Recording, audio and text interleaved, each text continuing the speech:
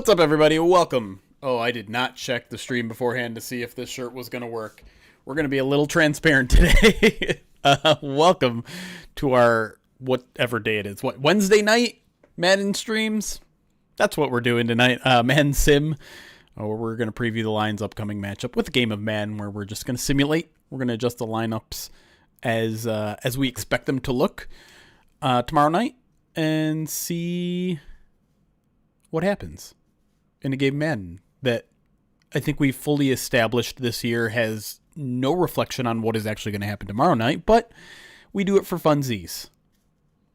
Thank you, D-Rock. I appreciate you saying that.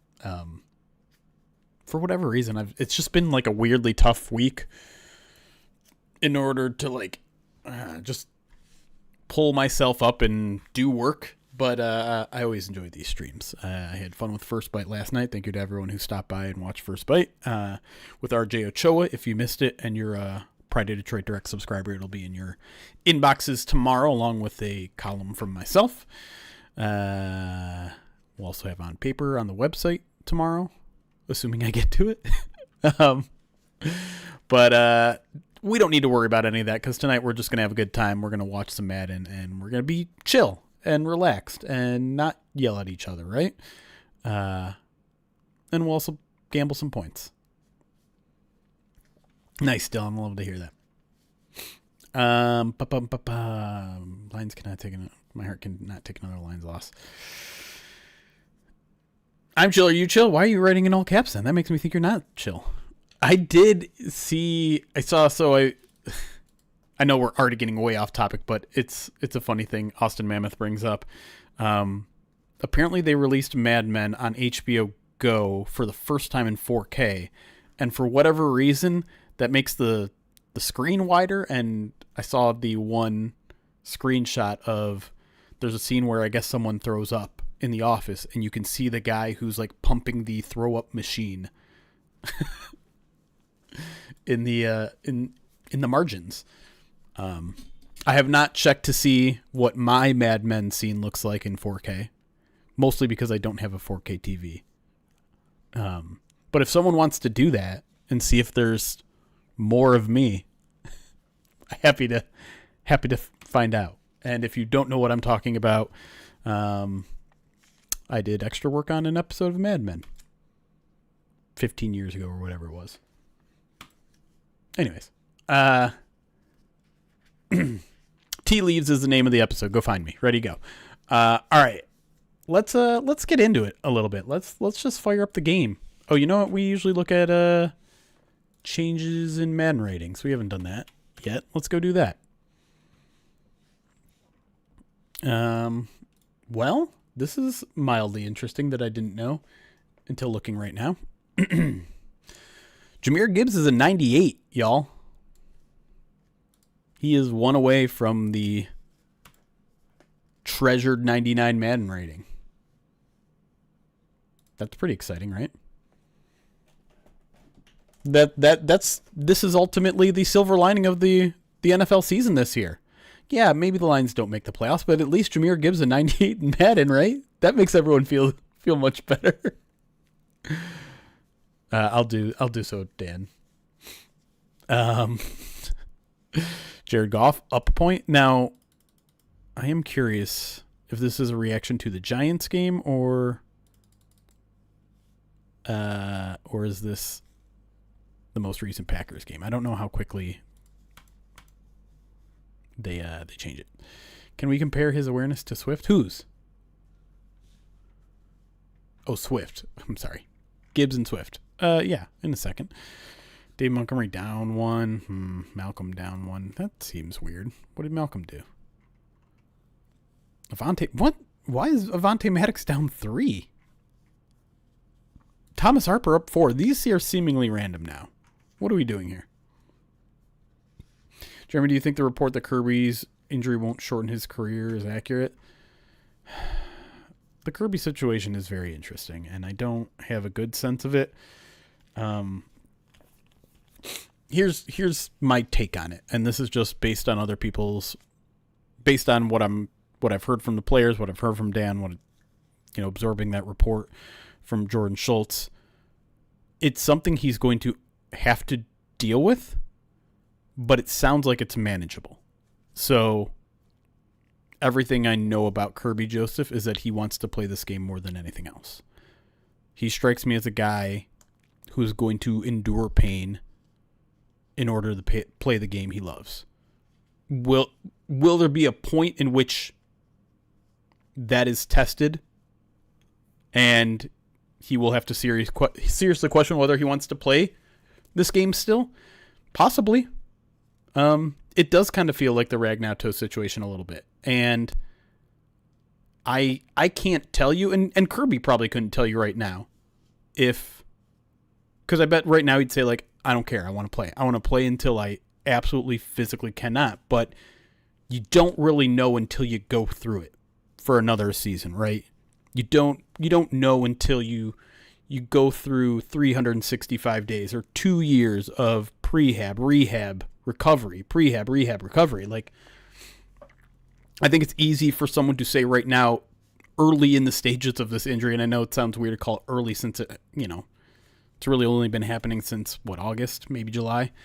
But if it is as chronic as it seems to, maybe be, then yeah, I mean, it could shorten his career. It could be something that he's not willing to endure, but I bet right now he would say he is. And so it's not a great situation, but who knows? Who knows at this point? So awareness 90 for Jahmyr Gibbs. Oh. 84 for DeAndre Swift. That's your answer.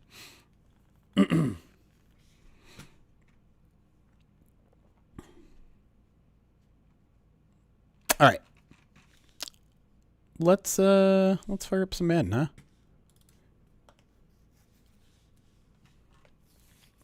What's up, T-Design?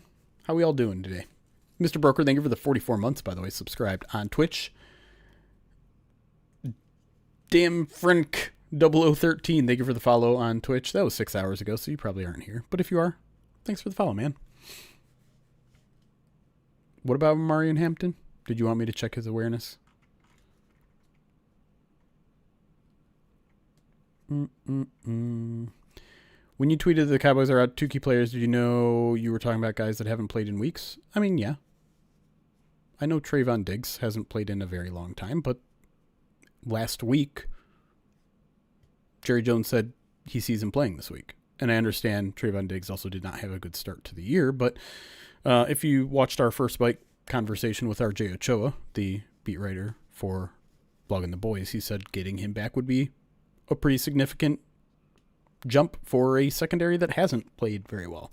Their left tackle, yeah, I know he hasn't played in a couple weeks here too, but if he would have played, like, that's an improvement over what? Like, isn't it like a 7th round rookie who's playing left tackle right now? I mean, they're key players. Just because they haven't been playing doesn't mean, like, Kirby Joseph isn't playing. Wouldn't you say the Lions are missing a key player in Kirby Joseph? I understand that the difference is that the Lions aren't winning and the Cowboys have been, but that doesn't mean they're better off without those guys, so I'm not really sure what your point is. Win or lose, the Lions are an exciting team. Yeah, they are. It's meaningful football in December, which is nice, but it's also, I mean, it's okay to be disappointed too and frustrated and all that jazz. You can have perspective and enjoy that we're seeing important football, but also be frustrated because you know the roster is better than what the record is, right? I got you, don't you worry. Ty did have a very good article. Ty, if you're here and watching, Dan appreciates you, and I do too. Ty knows I appreciate him, but it's always nice to say it publicly when other people hear you.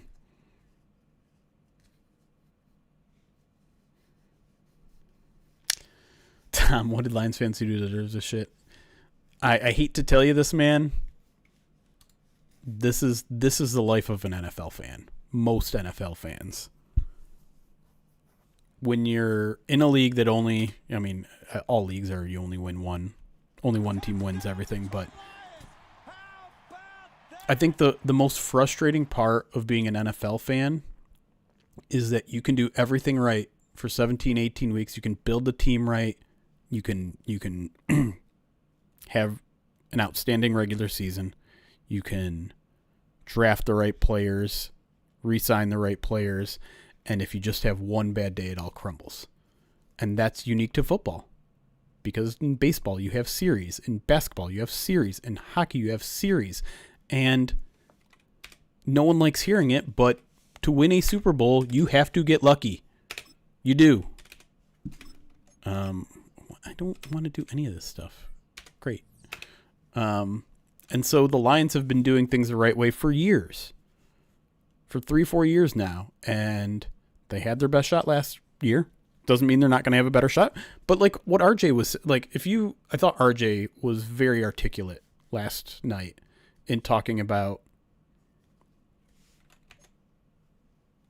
franchise building and how sometimes it's just not your year. And I know there's a lot of talk already about schematic overhauls, player acquisition overhauls and strategy. And I think we're stepping a little too far into that direction. Listen, there needs to be some changes, no doubt. But we can't throw the baby out with the bathwater here. Like, this team is still very talented. It's still, a lot of their coaches are still very good at their jobs. I think maybe we scale back some of the praise that we've given some of the coaches. But sometimes it's just not your year. Sometimes you go 0 for your last 8 fourth down conversions, seemingly randomly, because I'm not of the belief that this offense is so terrible that they need to abandon their fourth down plans, because before that, they were a top 10 team in fourth down conversion. You don't just suddenly not know how to convert on fourth down. You just hit a bad string of plays. And so, I don't know. It's a frustrating year, but that's all. It's not a sign that the people in charge of this team don't know what they're doing. It's not a sign that this team's window is closed. It's just a bad year. It's just a bad year. You make adjustments. You don't overhaul anything. Sorry. I'm losing focus here because, I don't know. Just things that are bubbling to the surface at this moment make me want to talk about it. But, all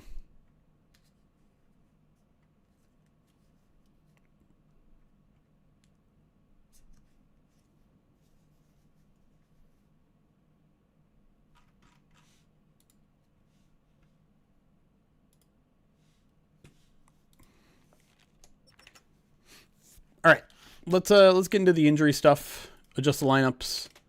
I'll continue to answer your questions too. I just want to make sure move this thing along as well, because I do have some work to do tonight after the men's sim.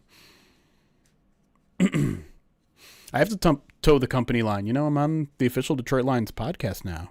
You know, I'm on Tim 20 Minutes podcast. If I say something bad about the team, they'll take the episode down. They'll throw me out of the media. No, clearly kidding, by the way. And I know you are too.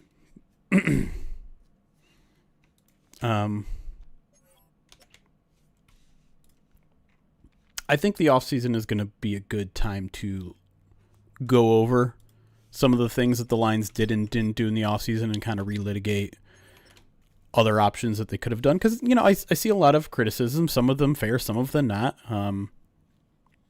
You know, the whole, like, they should have addressed offensive line better.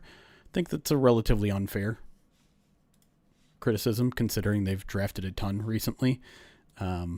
I think the problem is there was always going to be a transition period, and it came this week. And thank you, McVay.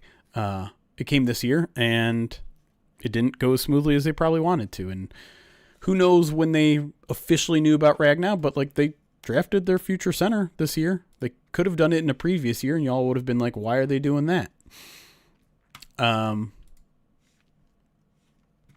Yeah, I don't know. I don't want to get too much into it. Let's talk about Amon-Ra. Technically, he is listed as questionable to play. He has not practiced at all this week. No practice, no practice, no practice. I have a pretty strong feeling he's not going to play in this game. I think the Lions are not necessarily lying when they say, hey, we're going to run this one to the buzzer. But I would be very, very surprised if he played. It seems like it makes most sense to sit him this week, give him an extra week, and then play him against the Rams. That might mean bringing up like someone from the practice squad, because you only got 4 healthy guys. Raymond's already been declared out. Maybe Jackson Meeks. I doubt it's the guy that they just added to the practice squad. But I would say we'd probably have a good sense whether Amon-Ra is going to play or not, depending on what that transaction is. Andrew Armstrong is the other guy that I'm talking about, the guy who played with Isaac Tislaw in college. Is there another wide receiver? Oh, Malik Cunningham as well. Forgot about him. But yeah, I'm not going to bother putting Jackson Meeks on the team. You know, we can just throw like Ferkser in there for now, just to officially have those guys out. Who's another guy? Dwelly, sure, why not?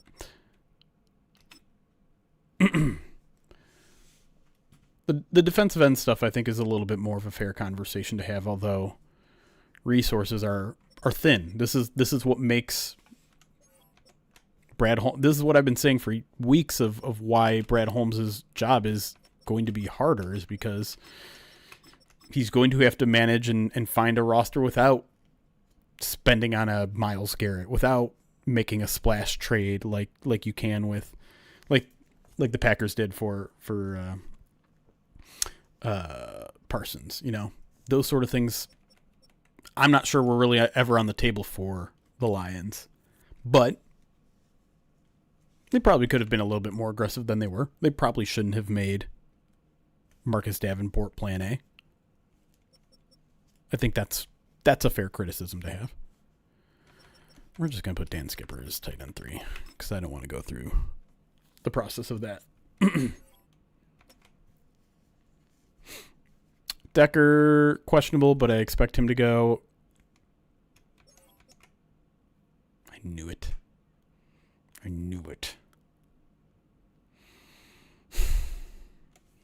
Just realizing now that you can't see it because the border.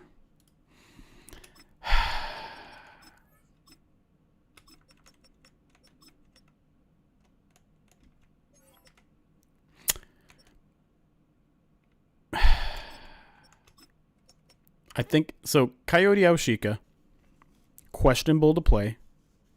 He was downgraded to limited yesterday, and then downgraded again to out today.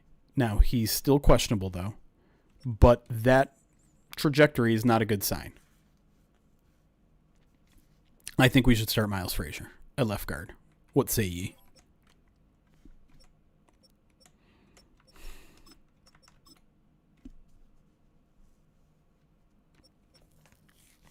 Dan's on board. Okay. Oh, Frank. I still kind of wish Frank would put out a statement or something. I understand it's not his responsibility to do so, but, you know, fans are understandably frustrated with how that whole thing went down, and just say, like, hey, I'm sorry, I didn't mean to let you guys down. I feel terrible, but this is what was best for me, blah, blah, blah, blah. Just, you know, something like that. Would be nice. Anyways. All right. What else are we dealing with here?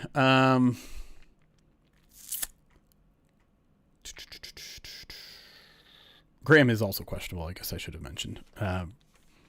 Not much else to deal with other than safety, where Kirby's still out. Thomas Harper will take his place. Daniel Thomas will throw you as 3. Brian Branch is also questionable, but he seems like he's a go-to. So that's about it. Let me just probably got to take Amon-Ra out of the slot, unfortunately. And I honestly think you probably put Tom Kennedy in there. Yeah, that's probably right. Oh, you need a new gadget. Who's the gadget? Yeah, let's have some fun. Let's put the Rook there. Where's Rookie? There you are.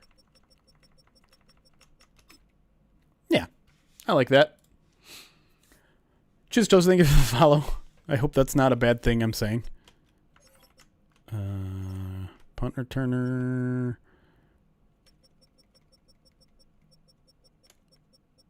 Where's TK, baby? TK 85.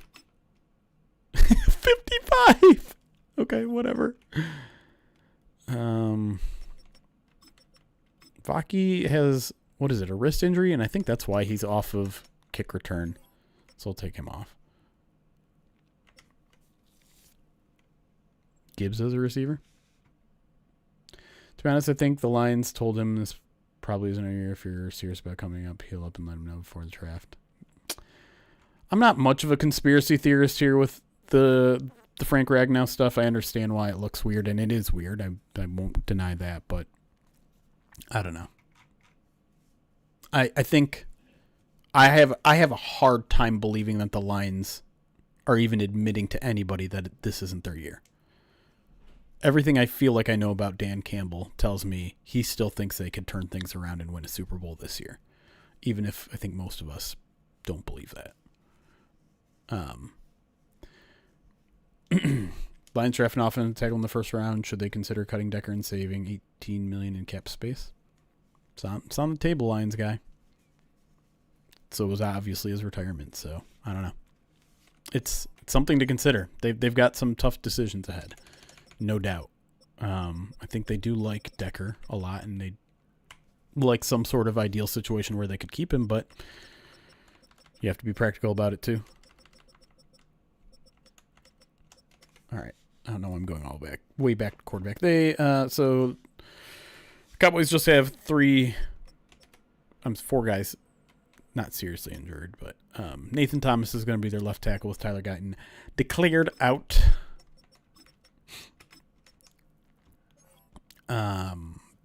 Trayvon Diggs probably not even going to be here because he's technically still on IR, but let me just make sure he's not there. He's not. Great.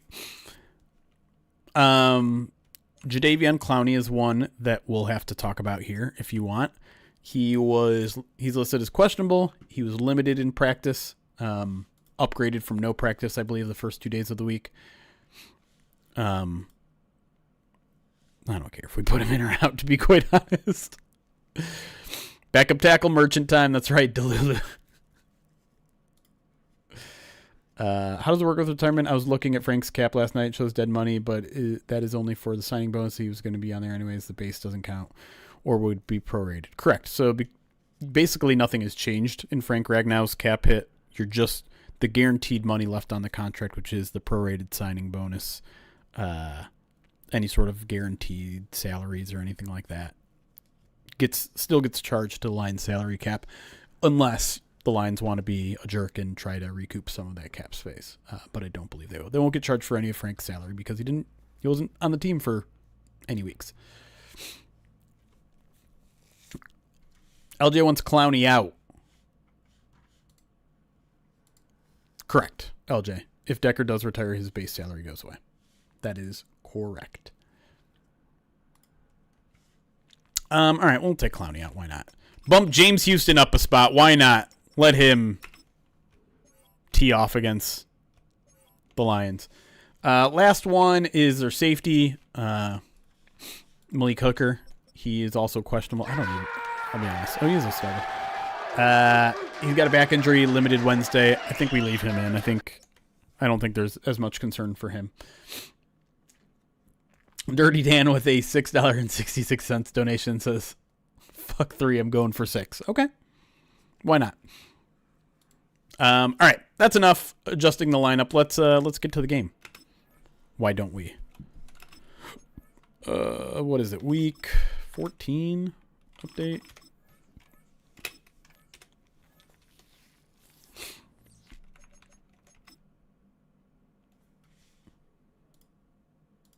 How close are we to a spin? $280 ish away from a spin on the Wheel of Pain. If you guys want to get there, I feel like y'all are saving everything for Saturday, which is fine. We're gonna do like 10 spin on the Wheels of Pain on Saturday alone. Maybe if you guys are good this stream, I'll give you a sneak peek into what our current schedule looks like. It's not finalized by any means, but We've got a very crowded morning. I'll say that much.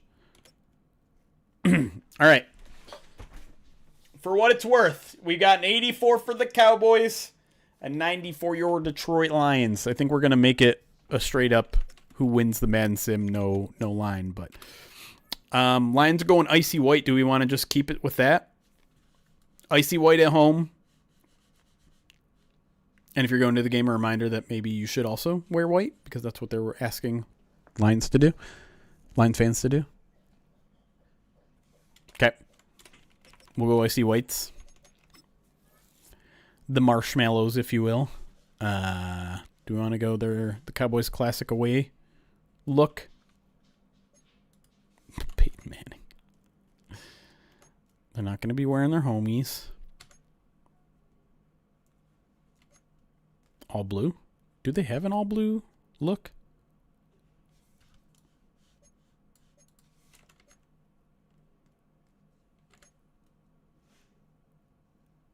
Ew.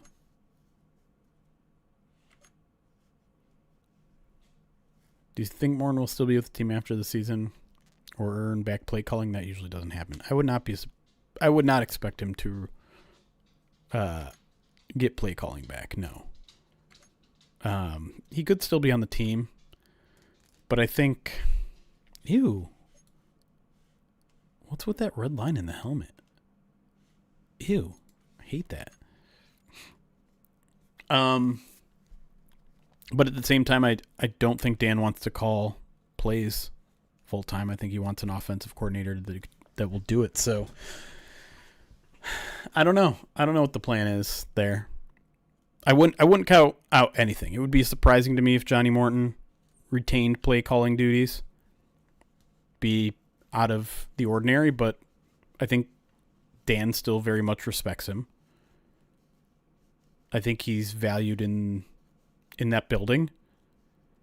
And maybe that means they don't want to get rid of him, but would Johnny Morton accept like a senior offensive assistant role? I don't know. And then you go get a new offensive coordinator? Maybe. I'm kind of a fan of that Kafka guy in New York. I'm not going to lie.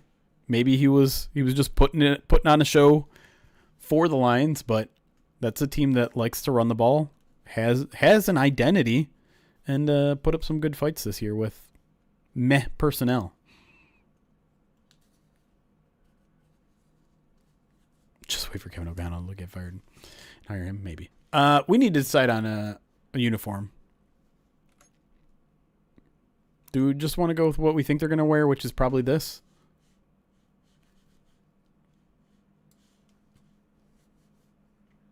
The hideous blue? With the red stripe? This guy? This one. It's almost like a lion's blue. It's very weird. It's very disorienting.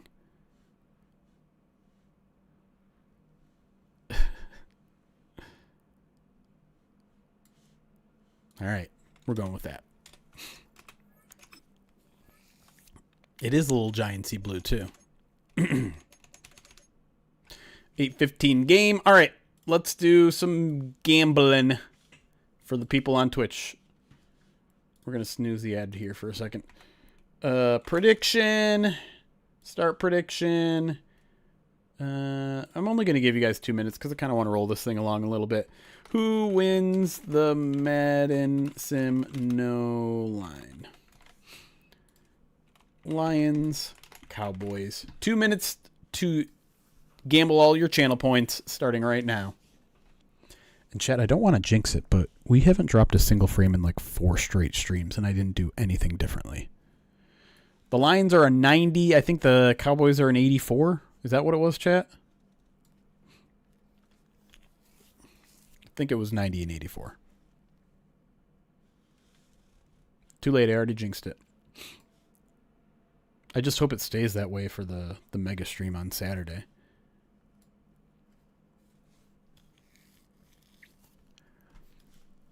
My mustache has been very itchy today. I'm eager to get rid of it, to be quite honest. Brian Dable strikes me as most likely. Dan Campbell seems to have a repertoire with him in high praise. Yeah, I There's something about Dable that doesn't sit right with me. I'm not discounting it as a possibility because you're right. Like, there is that previous relationship for show. Pretty even split here. Krolik's got 100K on the Cowboys. Alien Vivitor's got 100K on the Lions. 53% on the Lions. 47. Oh, just flopped to the Cowboys. 51% to the Cowboys. 49% to the Lions. Seems like maybe a double up situation. No! Shanks comes in. Drops nearly 250K on the Cowboys. Bumping their percentage up to 65% of the channel points. Compared to the Lions, just 35%. My wife and kids will be in Wisconsin. Looking forward to jumping in and out on Saturday. Nice. Please do. I don't want me to just think that's what's most likely. Wouldn't be surprised. Nothing would shock me at this point. 10 seconds left to get your gambos in.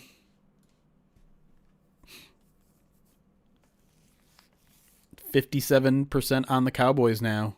43 on the line. So it's still a pretty good double up opportunity for whoever gambled. But that is it. Gambos are closed. So let me close out everything. Oh, you want a Zazu cameo, Justin? I can get that to you while we get this thing fired up. Zazu, come here. Zazu! Come. Come here. He recently got his nails cut, so I can't hear when he's coming or not. Zazu, come here. Come here. He's not listening to me. I don't think he's listening to me. Zazu, come. Here, I'll just shake something. I heard him. Come here, you goof. You're welcome, LJ. Hi. Oh, what are you doing over there, huh? Let's go full cam for a second. Say hi to the peoples. Say hi to the peoples. You can smell this.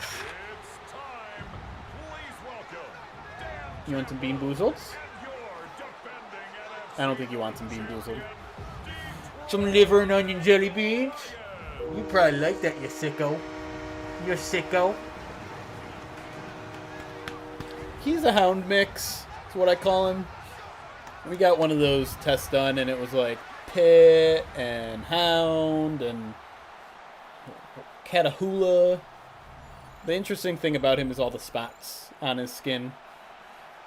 Makes him pretty unique looking. All right, buddy. You can go. I want the people to miss kickoff, you know? You can stay here if you want. I'm not going to let you go. You want to borrow him? They want to borrow you. He is part super mutt, too.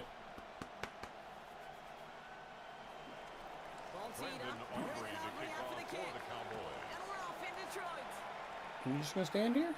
Get those eye boogies out of there. There you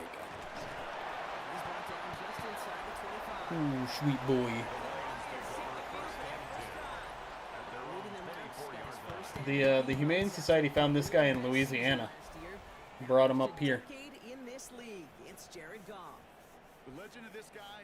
Any thoughts on Scotty or Fraley in calling plays? It's possible. I don't know, though. Be a first, like, you mean next year, right? Like, I don't think they're going to change anything this year. It's possible. Alright, Lions get the ball first. Gonna try to get Gibbs going early. There's a big hole! He makes the safety miss, kind of runs him over. Picks up 16 yards. That's a nice little start to the drive. Isn't it, puppies? But Lions need the ball first this week. They keep falling behind early. I felt very similar to Archer.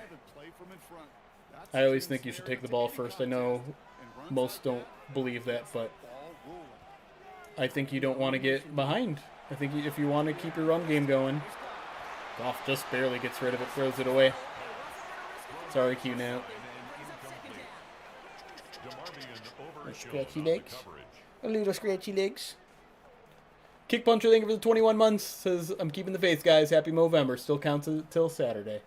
Go Lions. Go Lions. Things can change in a hurry, man. If they win that game on tomorrow,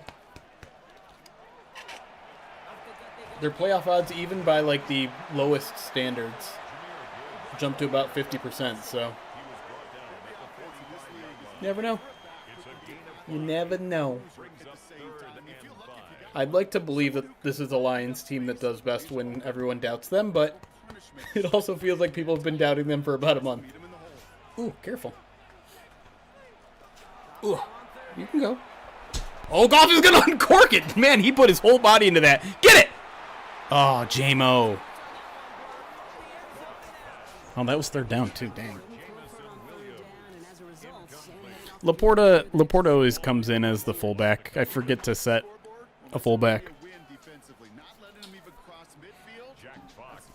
Well, Lions, I believe that was a... No, that wasn't a 3-and-out because there was a... It was a 1 3-and-out.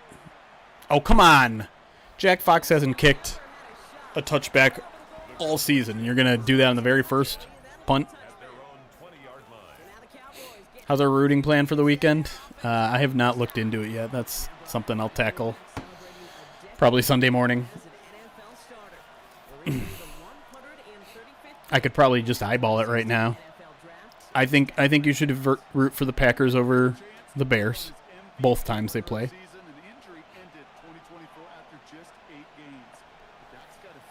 Dak under center, quick throw to the fullback, caught the Lions blitzing from that side.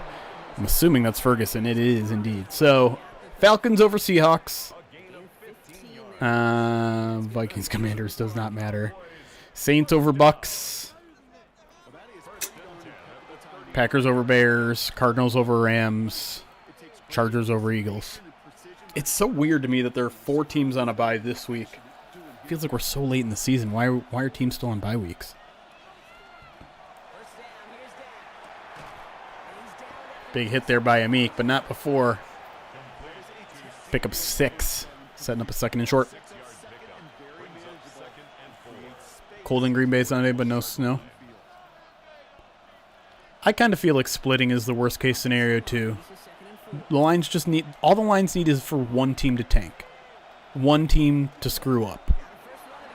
Like if the Lions want to win the NFC North, if that's the goal still, then yeah, maybe a split is okay. But I just feel like, you know, the odds are something like 4%, somewhere between 4 and 10% to win the NFC North. And I think that, like, that ship has sailed. Let's just get into the dance.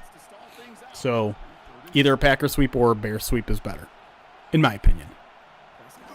A little tush push. Got up a little slow there.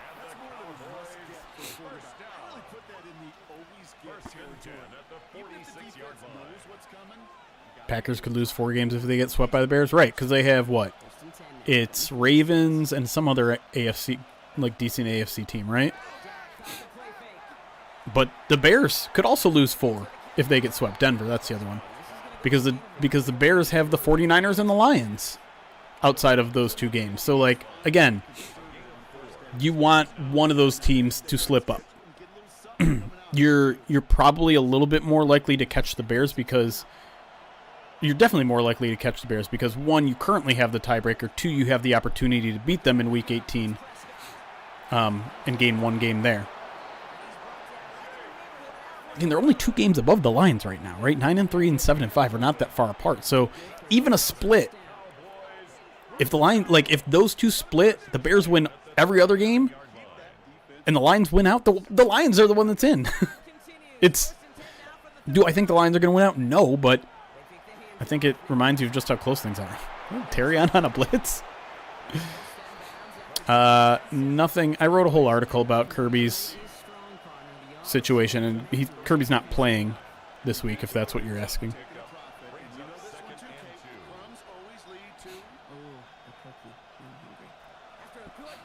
Yeah, if the Lions are still in it, then yeah, that Lions-Bears game is definitely going to get flexed. Terrion went on IR. He's out for the year. Shoulder surgery. I don't know. Did I forget to take him out? Maybe I didn't take him out. I might not have taken him out of the game because I assumed he wasn't on the roster. Because usually when someone goes on IR, they take him off the roster. I think I forgot to do that. Yeah, he's out there.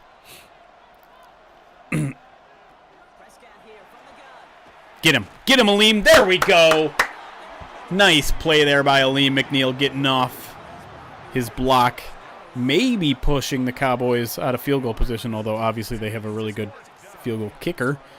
Probably be about a 55-yarder here.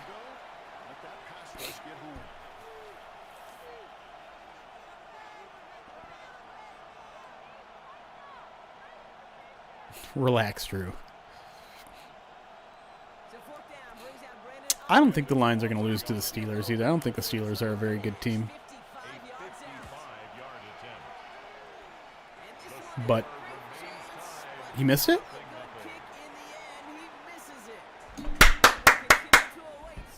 There we go. There we go. Why no move to get Slay not a fit? I don't think he's very good anymore. I love Slay, don't get me wrong. He's definitely not better than the Lions' top 2 corners. He's not better than DJ Reed. He's not better than Amik. He's probably not better than Rock either at this point. Like, I think Rock's playing okay. I feel like I'm on a little bit of an island here in thinking that I actually think Detroit's corners are playing fine. Maybe even good at times. They're just being hung out to dry by a slow pass rush and a tough scheme.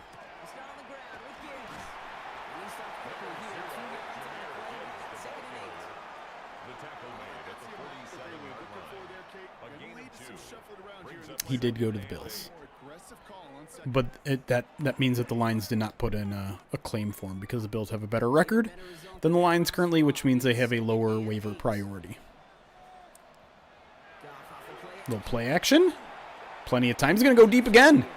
Suddenly this offense is taking shots, and oh, I thought J-Mo had a chance at that one, but couldn't bring it down. 2 deep shots to J-Mo early in this game. We're assuming Aushika is out this week with Frazier in. I mean, that's how we played it during the Madden sim. I don't have a great sense necessarily. It's certainly not great that Aushika did not practice today. Ooh, a little draw on 3rd and long. That feels a little bit too realistic, especially with the outcome, which was a 3-yard gain. Well short of the first down, and I don't think the Lions are going to go for it on 4th and 5. Yep, I agree. What is it? Kind death? Kind death? I agree with you. Cologne could certainly be in the mix. You know, I've heard people throw out maybe Cologne at center, Frank Graham at left guard. That I don't think they'll do, but it's possible. Tell me that went out of bounds. No way! No way you're having Jack Fox kick 2 touchbacks after having 0 all season.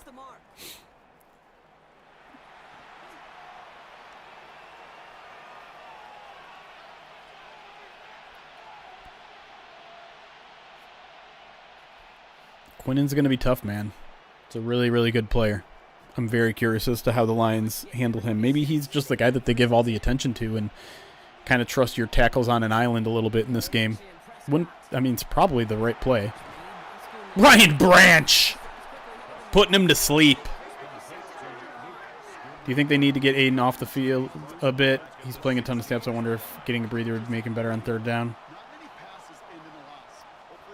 I don't know. Maybe.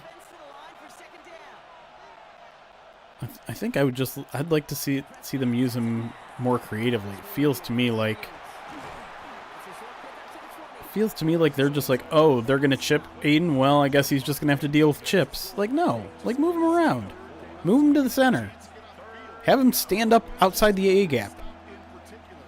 Like, move him around. Don't just accept that the offense is going to be able to dictate who's on him.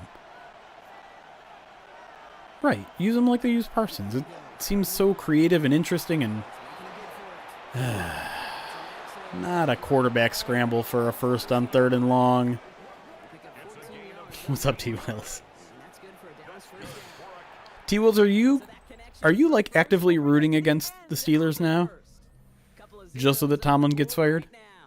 We're back to Ford Field right after this. Second quarter all set to begin, and it'll be Cowboys football. They've got it first to begin the frame. From the gun is Prescott. A lot of quick throws here for Dak. It's almost like he's afraid of a non-existent pass rush.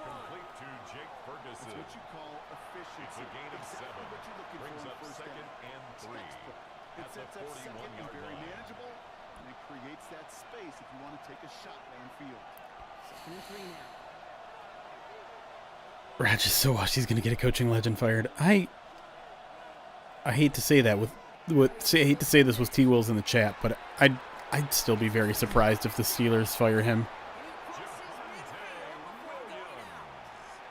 To me, it's just like it feels like there's just too much respect for that man in the building. No, I would never root against, but I've seen the story for 18 years. I know how it ends. Fair.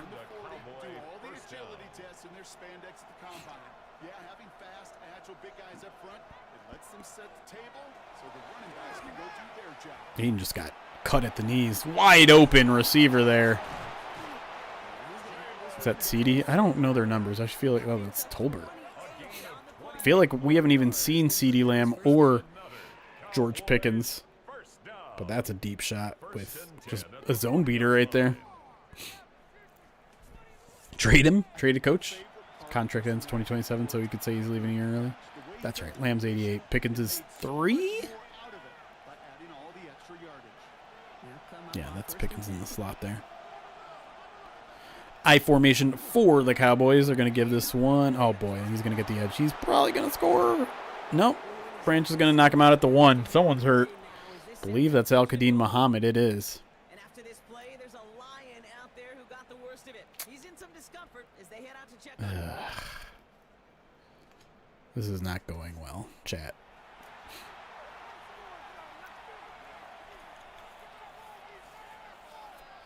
Giants could use a Tomlin. I don't know what the Giants could use. I almost feel like they had one of those. It just wasn't their year kind of years. Lose a bunch of one-score games. A bunch of key players get injured. There you go, is that Reader? Sure is. Big TFL on 1st and goal there. He's letting everyone know. How old is Laken Tomlinson? God, 36 or something. Thank you, Large Farva. Oh, Tomlin. Ooh, stop short of the goal line there. I have no idea how old Tomlin is. 50s?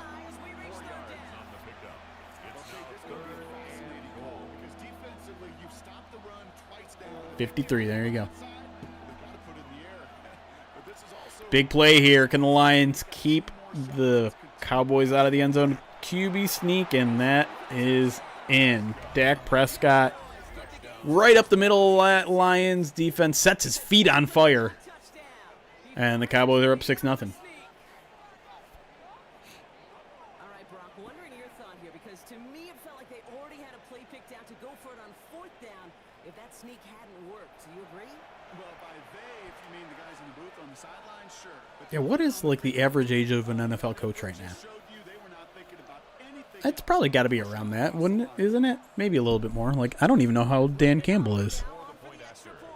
If he played through like 2008, he's probably in his low 50s too, huh? No way Dan Campbell is 65. Is Dan only 48 or 49? Is he about to be 50? About to have that 50th? Because 2008 was his last season-ish. And that's, what, 17 years ago. And you have to imagine he was close to 30 or maybe over 30, 32, 33, 34. He's 49. All right. How are we going to spend his 50th birthday, chat? Should we throw him a surprise party? He turns 50 next year. I turn 40 next year.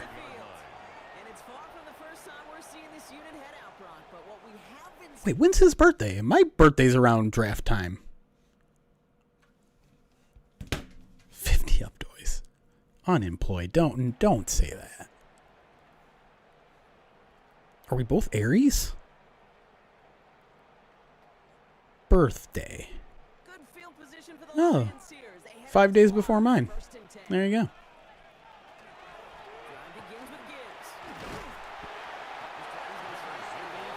go.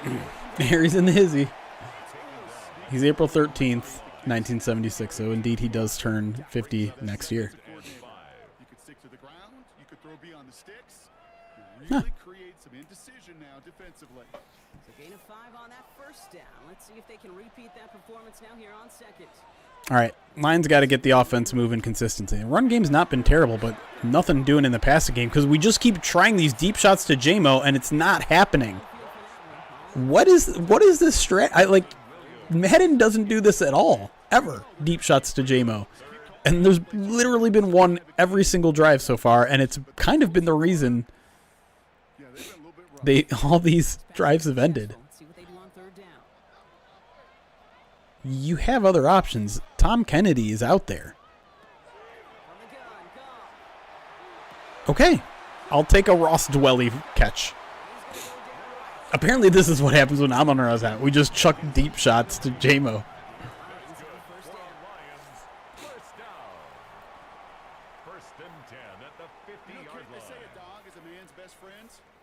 That must be that. I mean, that's yeah. Now that I think about it, that's exactly what's happening. Is man's like, oh, Jamison Williams is your number one receiver. Okay, a fast guy. We're gonna throw a bunch of big shots. Jeez, my brain. Not much there for Gibbs to the left. A Dwelly Selly.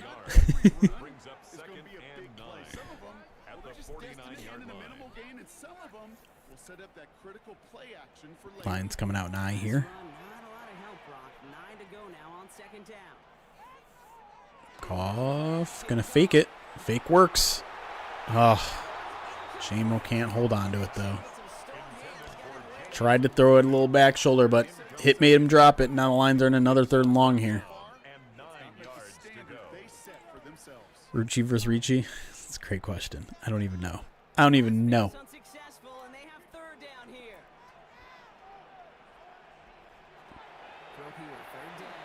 Plenty of time. Finds a receiver. That's Dwelly again. Down to the 30. Ross Dwelly.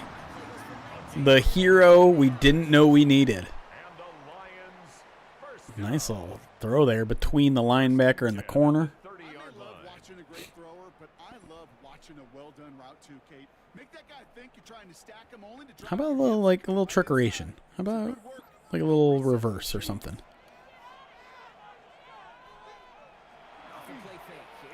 Play action on first down. Throws it to another tight end. Not sure which one this is. We'll just say Ferkser because I'm guessing at this point. The average age of an NFL head coach right now is 48.5. So we've got an old coach.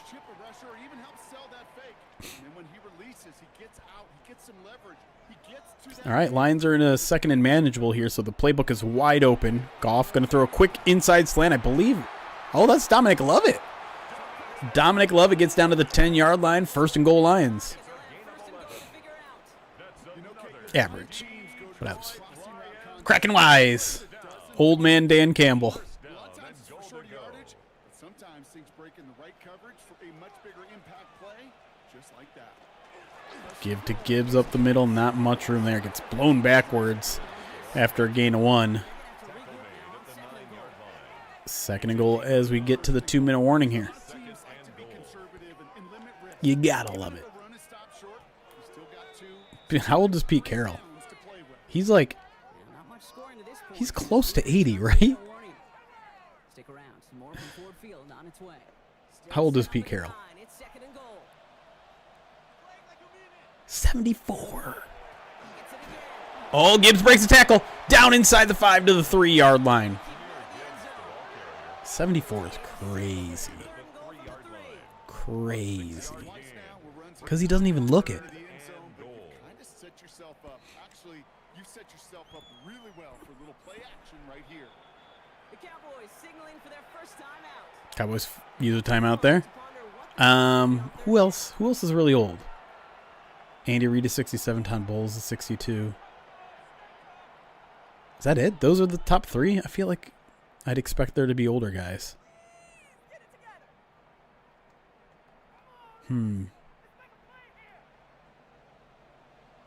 Harbaugh 62.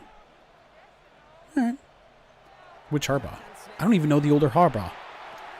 Did he get both feet in? He did! J-Mo! Corner of the end zone. Touchdown, Lions. And they're an extra point away from tying this ball game up with under 2 minutes remaining in the first quarter, in the first half. Let's see. Let's slow this one down. That's very close. I like how they sped it up when his feet were coming down so that we couldn't tell at all. Will they take a longer look at this one, or are the Lions just going to kick an extra point and make it a tie ball game? Looks like the touchdown is good. It did feel like the Thanksgiving. I wasn't going to say it, chat, but it felt like the touchdown on Thanksgiving. Chat, can we be honest about that, though? That was a touchdown, right? Like, we all admit that the Lions got screwed on the timeout, but that one felt like it was actually a touchdown. And the one that the Lions nearly challenged, also probably complete.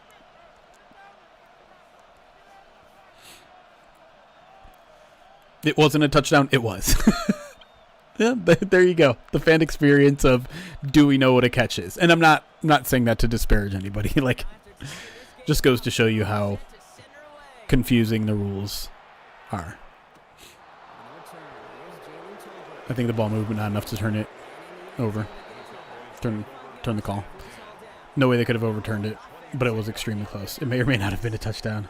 I thought it was not a touchdown, but I would like to know what I would think in a non-Lions game. Honestly, if they said it stands, and I'm not as mad as confirmed.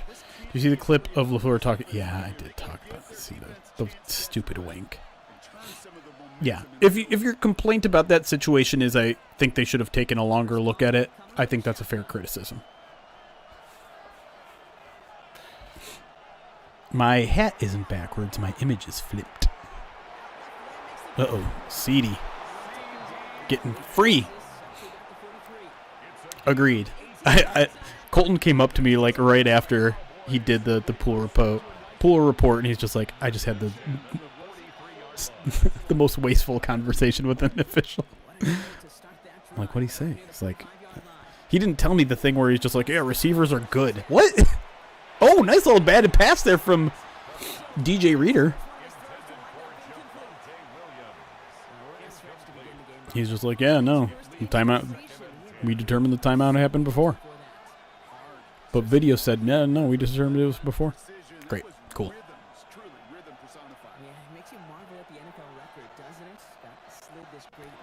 Empty backfield for Prescott. Going to check this one down to Ferguson. Nice dual tackle there from Thomas Harper and Jack Campbell. Forces the Cowboys to use their second timeout and sets up at a 3rd and 3.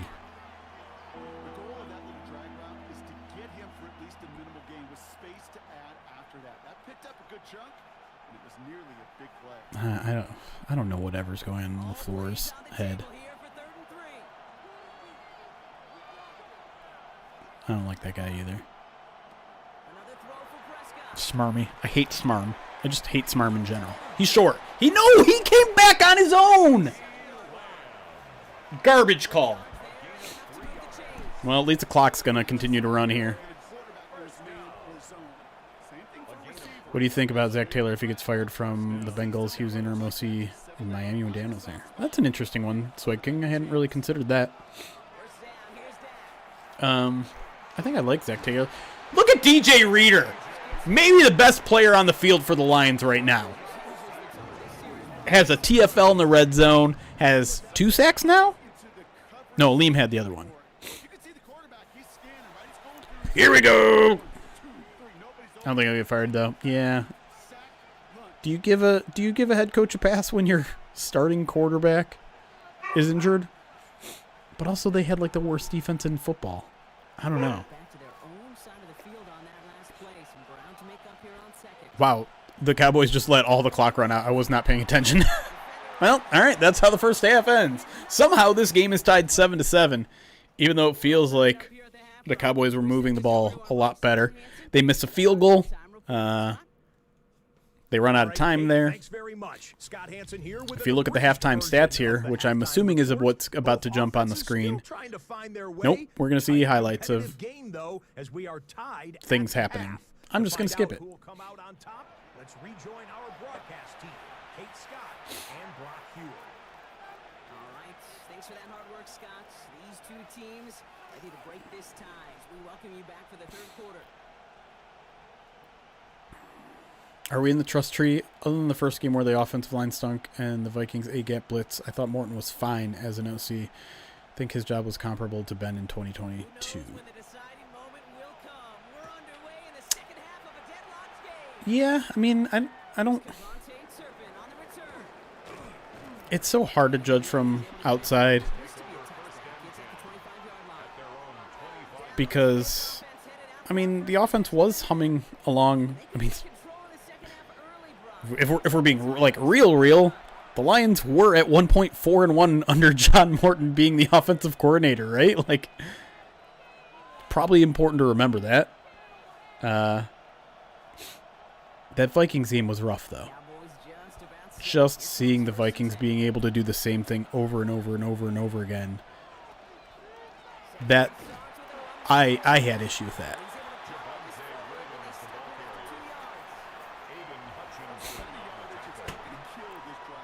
Isn't it crazy that the Lions had a 4-game winning streak this year? Doesn't that feel like that can't possibly be true? To have a 4-game winning streak this year, not lose 2 games in a row, and be in the situation that they're in, it just feels like that was a different year. How long ago does that Ravens win feel like? Do you remember how you felt after that Ravens game? Holy crap. No one beats Lamar. No one in the NFC beats Lamar. Boy, we're not worried about that Ben Johnson anymore. Crazy. It just, I mean,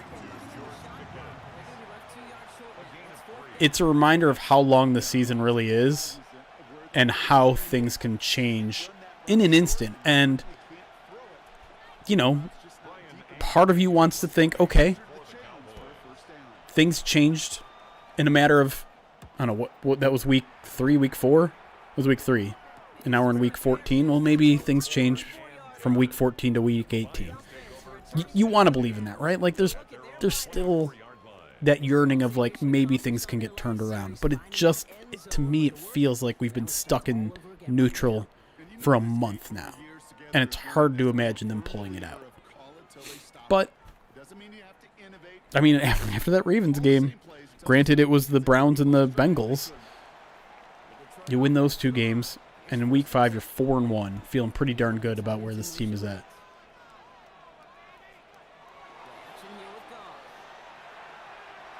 Okay, a little more intermediate stuff for JMO. That feels a little more appropriate.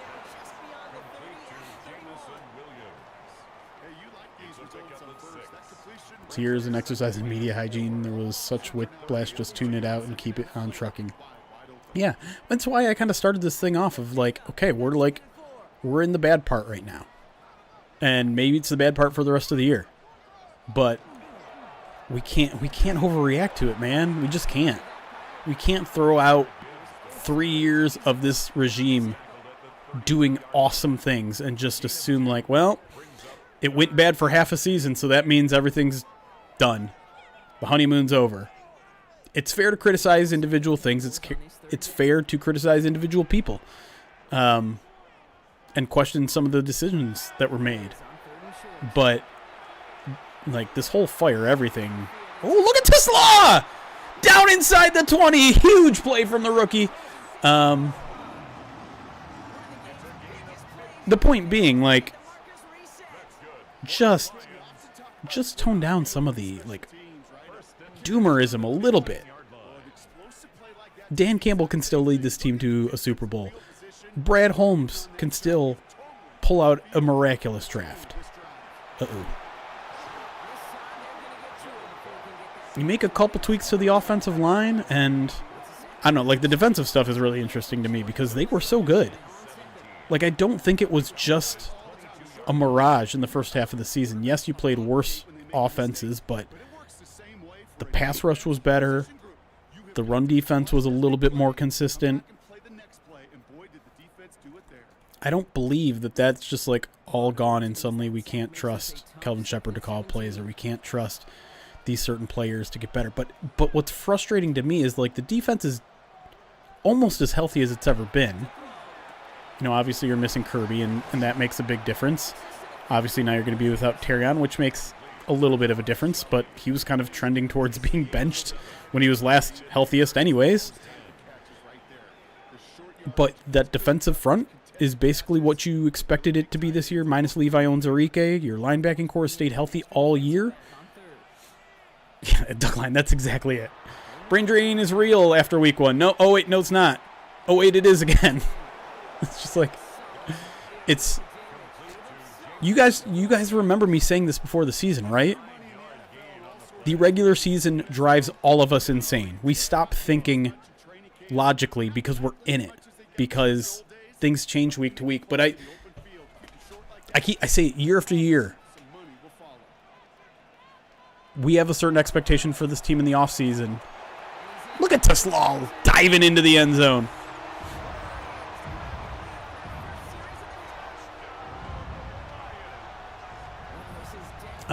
But yeah, like we just get insane.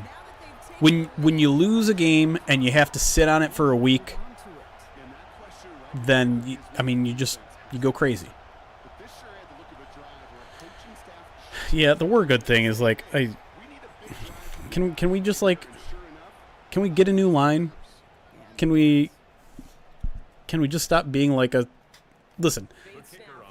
If you guys remember when Brad had made this kind of like cocky turn, I wasn't for it.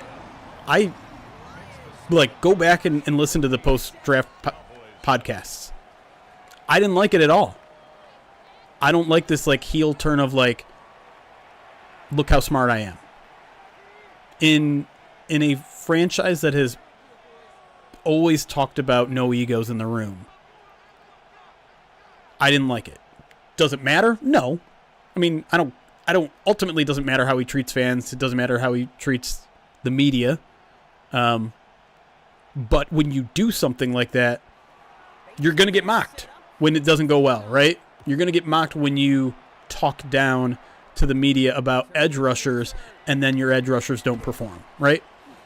So Holmes, like, I understand why everyone is dragging him through the mud for a comment that actually wasn't even made by him. It was made by Dan. But, like, if you go back and watch his day 2 press conference from after the draft this year, where he's like, why you guys keep talking about edge rusher? We've got one. You know, we've got this guy. Are you just talking because of all the injuries we had last year? It's like, no, depth.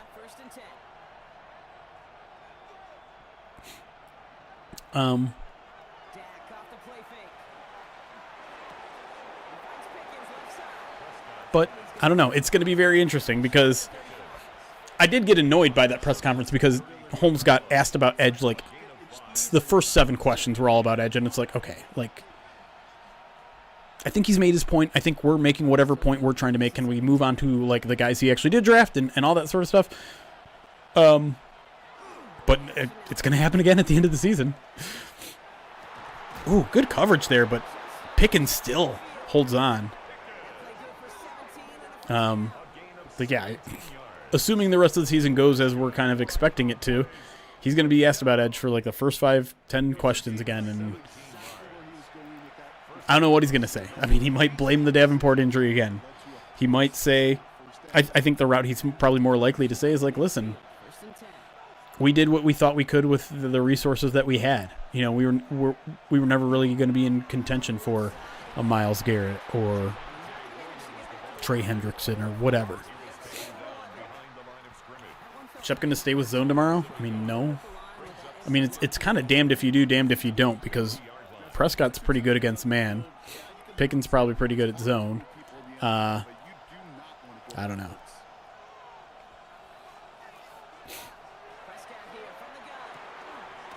Ugh. Speaking of Pickens tearing apart his zone right there.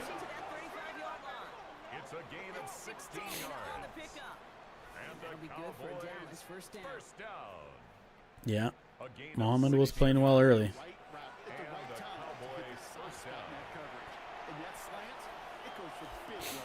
But listen, I mean, Holmes has to do better. I don't know if he's going to be willing to admit it or not. And like I said, I think some of the free agency stuff is just, it's easy to play Madden and say, hey, they should have gotten this guy. They should have gotten that guy. They should have traded for that guy. I'm more concerned about the last two drafts. Like, can we start having that conversation? Now, 2024 has been marred by injuries, and you can say, you know, you took a risk on a shorter Ennis Rakestraw, and his injuries maybe not be as much of a surprise. Terrion was maybe a little bit more unlucky. But what else? Like that, the most contributions you've gotten out of that draft class is Sione Vaki on special teams and Christian Mahogany with like 8 starts. You got to do better than that. And then this year, we'll see. I'm not. You can't judge the 2025 draft class yet, but y'all know how I felt about the Tesla thing.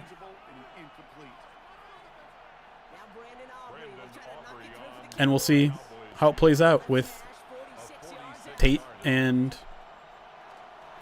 Tyleek.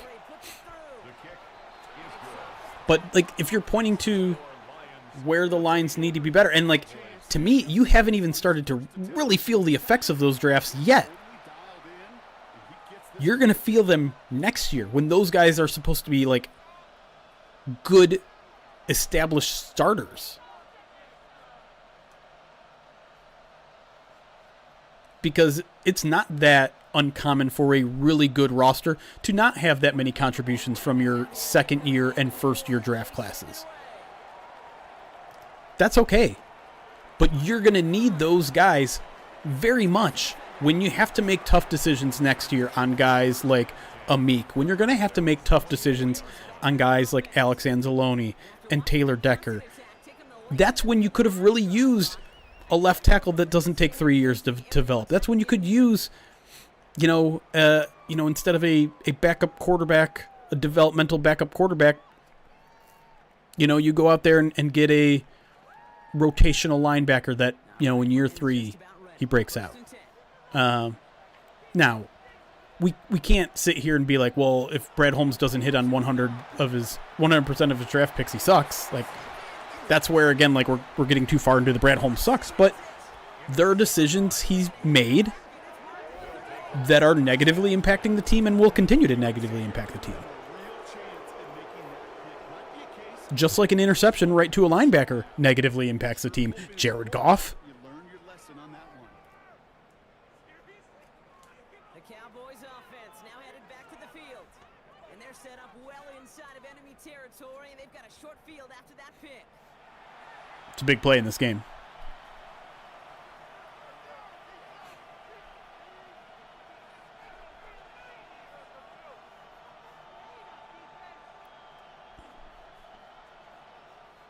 New set of downs for him. They'll start sack at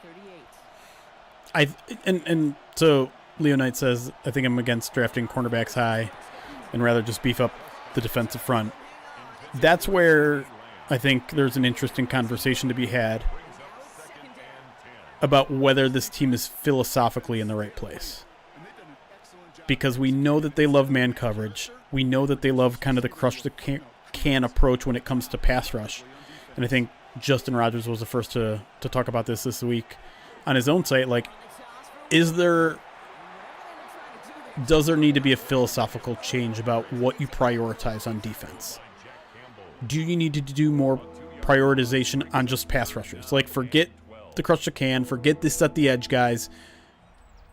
Do you need to have more of a just pure pass rusher on your team that can create havoc, that can win quickly, and kind of ignore the, like, hey, your mindset should always be stop the run and then transition into a pass rush? Or, hey, we have to stay disciplined to our lanes. No, just get upfield and get to the quarterback. I don't know. it's easy to say do the other thing because this thing isn't working, but this thing was also working in September. DJ Reader! Player of the game! Big sack there to knock him out of field goal range.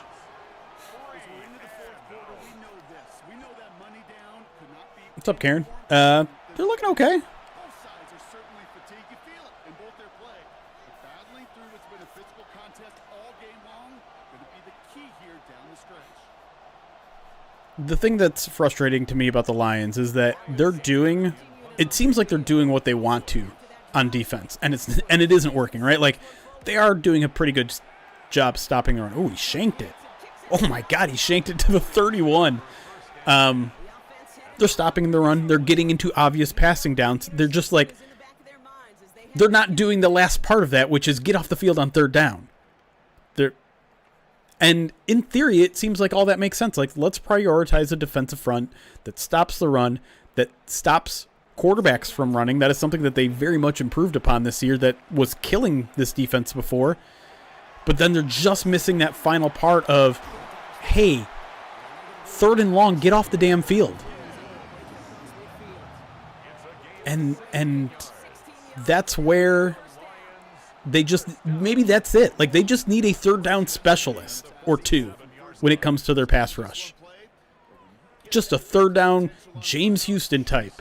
Go out there, get the quarterback. Don't worry about anything else.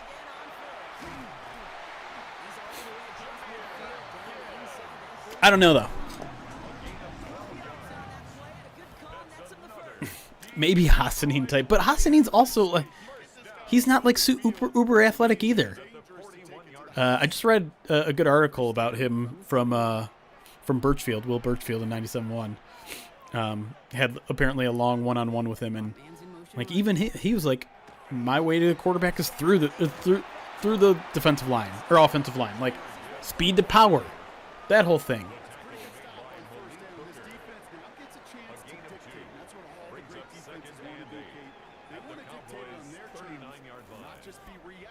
I feel like Brad Holmes' responses here was because he felt pressured to get cornerbacks in 2024, and he's seen how it turned out by chasing needs. Right? Doesn't like doing that. Thank you, Corby. Don't get used to it, though. It's gone in 5 days.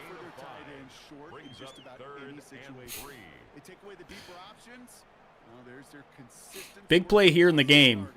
Lions on the edge of field goal position here. Field goal would make it a 7-point game, but if the Lions can get in the end zone, they might put this one away. 3rd and 3. Send Dwelly in motion. Goff back to Snappy. Little shovel pass to Jahmyr Gibbs. Wow. That's a nice little play. I don't think we've seen a shovel pass from Jared Goff this entire Madden season. Picks up the first down, keeps the clock moving, and Dallas's margin for error down significantly. Lions officially announce, not that it's any surprise, wearing the all-whites. Goff back to throw. Gonna scramble up the middle. Thinking about running. Does run. Picks up 3. Gets tackled there. Have we seen a shovel pass in the actual season? I don't think so. Not an intentional one. Mr. Brew Radley, I'm going to be very interested to see where the Lions end up on like the most to least injury list this season when FTN Fantasy puts out their adjusted games lost. Because as bad as it is, like at this moment right now, I actually don't think the Lions were that victimized by injuries this year. Not enough to like truly complain about it. I think they'll probably be on the more injured than less injured end of the spectrum, but I feel like it's going to be like, they were 20th. You know? J-Mo, nice toe tap there. Inside the 5, down to the 2-yard line, and the Lions are 2 yards away from putting this game away.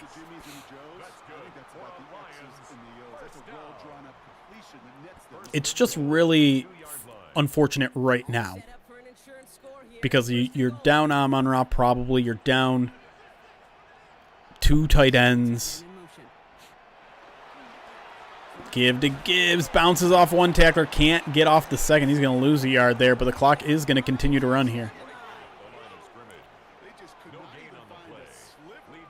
And they're second in man days lost to injury currently, I last heard. I haven't seen that. Maybe it is. Lions are second in AGI. What's AGI? I don't know the... Did he get both feet in? Yes, he did! To Slaw! Touchdown, Detroit Lions, and their lead is up to 10. I need to know what AGI is and how it works. Because the one thing I like about adjusted games lost is they adjust injuries. It's not just like amount of injuries. It's like the impactful players that are injured. It takes into effect how much that person was going to impact the season. So like the fact that Sione Vaki has missed a bunch of games. Adjusted games lost, not going to factor that in too much. The fact that, you know, even like Ennis Rakestraw, probably not going to affect AGL much. Not saying it doesn't matter.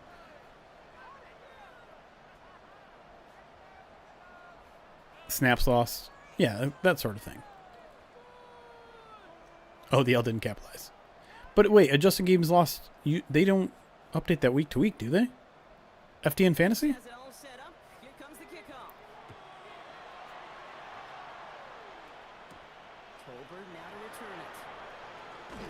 Nothing doing for Tolbert there. One of the better kick returners in the game. A guy to keep an eye out, certainly.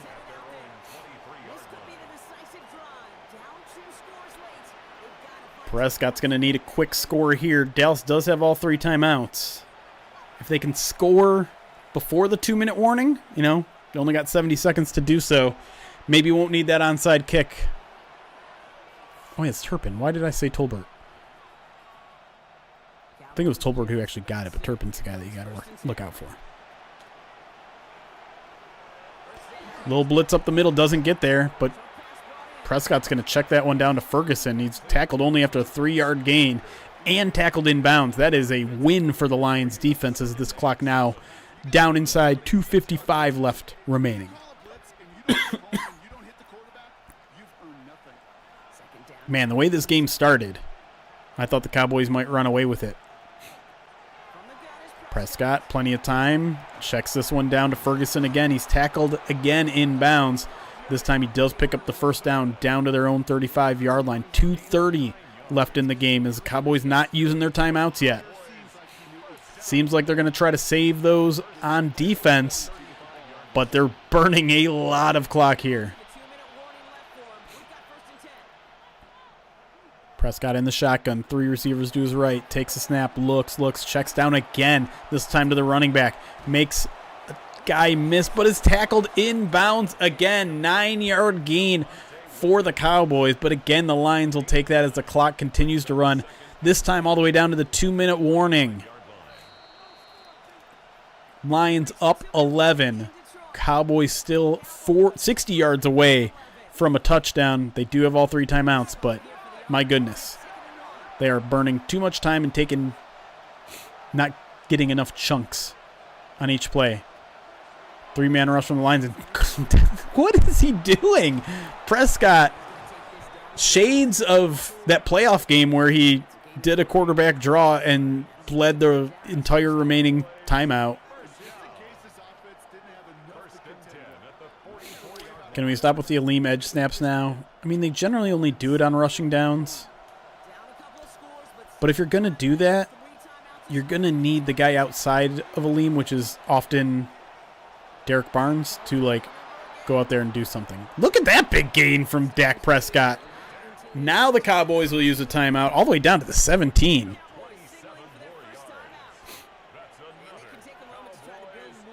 I mean, the Madden sim has been all over the place. No predictive power in one way or the other. They've been about 500, I think, in predicting the actual results. Last week was rough. Maybe got some hopes up. Shotgun from Prescott. Here comes the blitz. They're going to throw a screen right into the blitz. Oh, my God. What a move to make DJ Reed mix. But Thomas Harper takes him out after just a 1-yard gain. They do get out of bounds, though. Stop the clock with 120 left. Yeah, on paper hasn't been great this year either. I don't even know what to do for on paper tomorrow because I don't know how to judge this Cowboys defense. I feel like I can't take season-long data into account considering they've been so different for the last 3 weeks. But at the same time, the last 3 weeks were against some really bad teams or really bad offenses.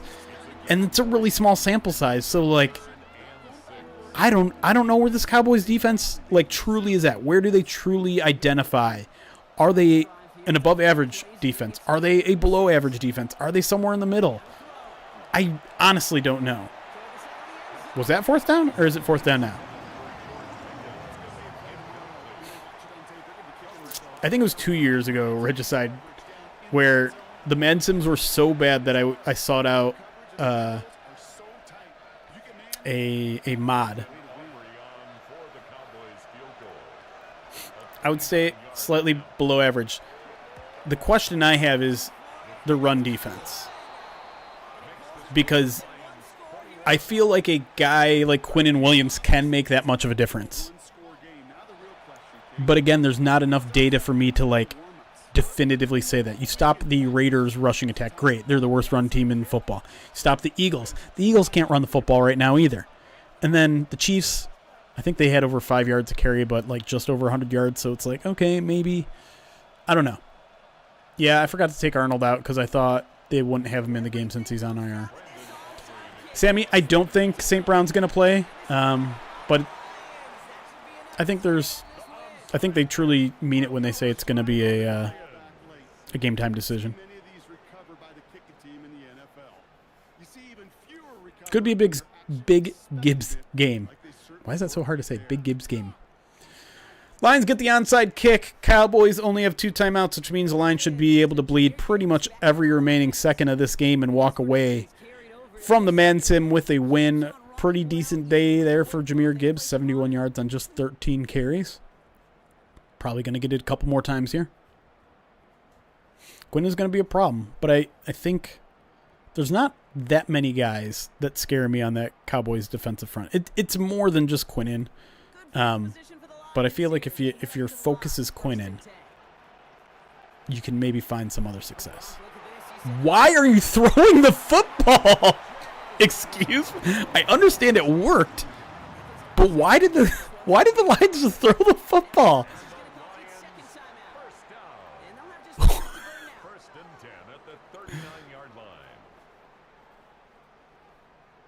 Madden, get it together. Just take 3 kneel downs and the game is over. 2 kneel downs and the game's over. Okay, now we're doing it.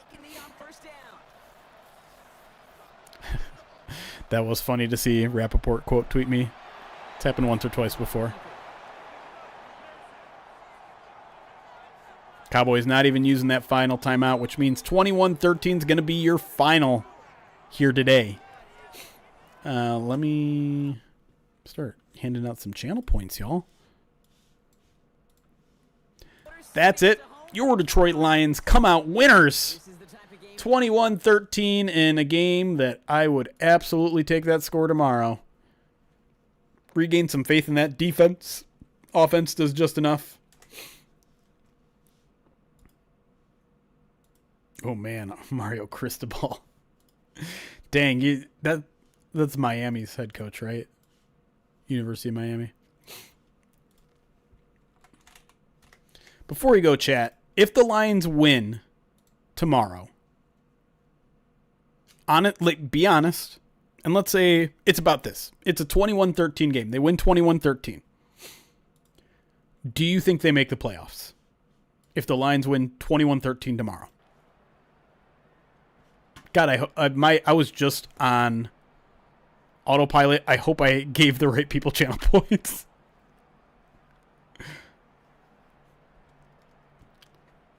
Wow, you're all back in. Okay. What if the Lions win, but the Bears also win? Does that change?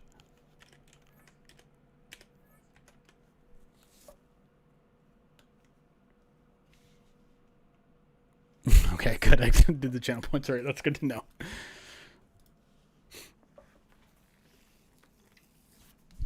Okay. You'd see that brings you back down to don't make it. Well, let's just hope they win this week. They win on Thursday. That way, when we do our stream on Saturday, like it can still feel hopeful. It can, because like there is part of me that is very much fretting doing a 16-hour Detroit Lions talk stream on Saturday after a loss to the Cowboys, where your playoff odds are just like 10% at that point. I really don't want that to happen. Dan, can you do me a solid as a fellow Aries mid-April birthday, milestone birthday next year? I know a lot of you will show up anyways, and I do appreciate that because we'll have fun either way. But it would sure be a lot more fun if we could hang on some hope instead of everyone urging me to do a mock draft, which I refuse to do all 16 hours.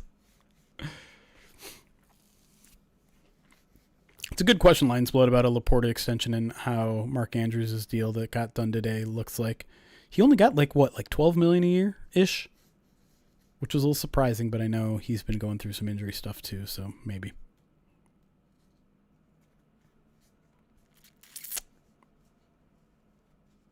It's true, Sammy. All right, I'm going to probably start working on some on paper tonight, so I'm going to get off here. Thanks again for hanging out tonight, for the donation, resubs, all that sort of stuff. Hope you guys had a good time. We will be live Friday afternoon, evening to recap the Lions Cowboys game. As always, if you want a quicker recap of the game, you can become a Pride of Detroit Direct subscriber. Eric and I do post-game video. There's a relatively good chance that either I'm going to be doing it solo or I will be doing it from the game and Eric will be doing it from his home.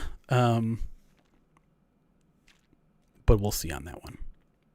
Either way, you'll get that in the middle of the night, recapping the game on Pride of Detroit Direct. Go to prideofdetroit.com/subscribe if you want to become a Pride of Detroit Direct subscriber. And yeah, that's all I got for you guys tonight. Have a good night. Get some rest. Maybe prepare a nap nowish for tomorrow. Auction is currently live, Sin the Half. You can hit !auction. I believe one item has already sold, which I didn't know you could do that. The Tesla card has already been claimed. You know, because I never talk about it. Can someone hit ! Okay, someone already did it. Let me show you guys the auction, just in case. Oh, two of them are. Why? I have to have a talk with my people. I don't think these, I think the auction should go until it's done, but I don't know. Either way, there are still 3 prizes, including a Jared Goff signed football, up for auction. Some bobbleheads, statue. Sorry, Sin the Half. I meant to discuss this because this is what happened last year too, and I feel like, yeah, I don't know. Sorry. But still some good prizes out there. Go over there, check them out if you haven't already. All right, we'll see you guys Friday. And then all frickin' day Saturday for a lot of fun prizes. Let's be honest. Even if it's sad, even if you're going to be disappointed on Saturday, you can win a bunch of Lions prizes just by showing up. So show up. Who knows what will happen. All right, we'll see you guys Friday. 48 hours-ish to celebrate an 8-5 Detroit Lions team. How about that? I'm calling my shot. But that's subject to change when you look at